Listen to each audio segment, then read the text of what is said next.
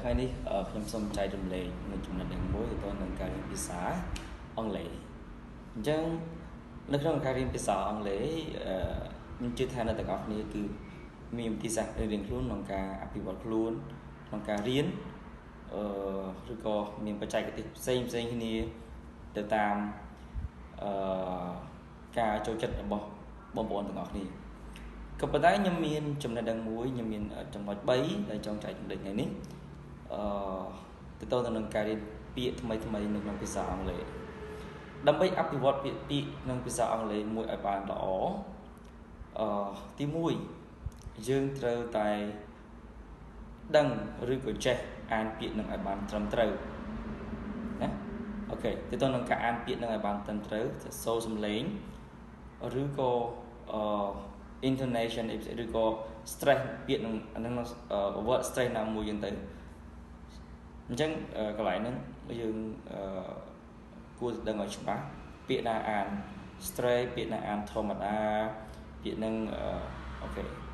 ចំណុចទី2ទាក់ទងទៅនឹងអត្ថន័យនៃពាក្យហ្នឹង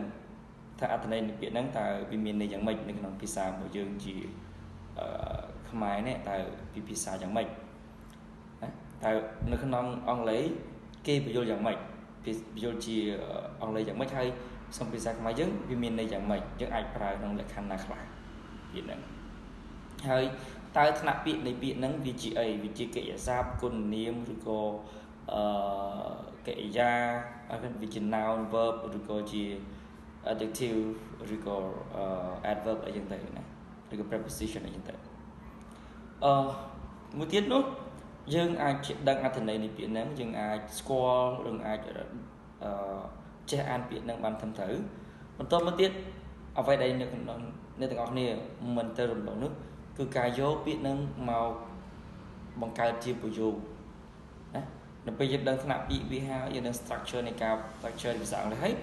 យើងអាចយកមកបង្កើតជាប្រយោគបានប្រយោគខ្លីៗឬក៏វែងទៅតាមការចង់បង្កើតរបស់បងប្អូនណាអញ្ចឹងការប្រើប្រាស់ពាក្យដែលយើងថ្មីនៅក្នុងប្រយោគអាចជួយឲ្យយើងចងចាំនិងប្រើប្រាស់ពាក្យហ្នឹងបានត្រឹមត្រូវនៅពេលដែលយើងចង់ការសេឬការនិយាយពេលដែលយើងចង់ប្រើប្រាស់វាអរគុណចំពោះអ្នកទាំងនេះដែលបានមើលវីដេអូនេះបើសិនមិនទាំងអស់គ្នាមានអ្វីដែលល្អជាងនឹងមានអ្វីដែលពិសេសជាងនឹងជួយ comment ខាងក្រោមហើយដើម្បីជាការចែករំលែកទៅដល់អ្នកដែលចង់អភិវឌ្ឍផ្នែកភាសាអង់គ្លេសអរគុណច្រើនជំរាបលាជួបគ្នាឱកាសក្រោយ